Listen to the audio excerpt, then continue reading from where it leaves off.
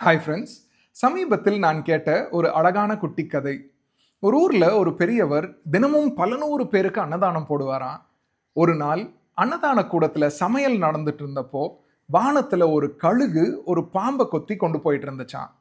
அந்த பாம்போட வாயிலிருந்து கசிந்த விஷம் சமையல் ஆயிட்டு இருந்த பாத்திரத்துக்குள்ள விழுந்து அன்னைக்கு அங்க சாப்பிட்ட அத்தனை பேரும் இறந்துட்டாங்களாம்.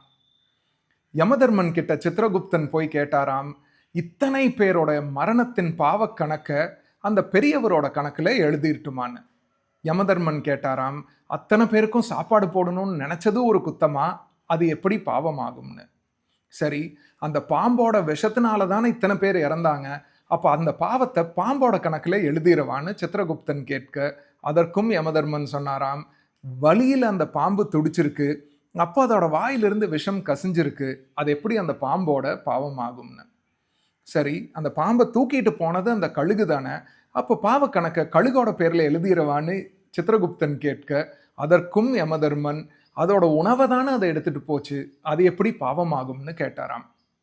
சரி, இத்தனை பாவத்தையும் யார் கணக்குல தான் எழுதுன்னு சித்திரகுப்தன் கேட்க, யமதர்மன் சொன்னாராம், ஒதுக்கி வை, பின்னால சொல்றேன்னு. ஒரு நாள் அந்த ஊரோட எல்லையில 3 வழிப்போக்கர்கள் நடந்து போயிட்டு இருந்தாங்களாம்.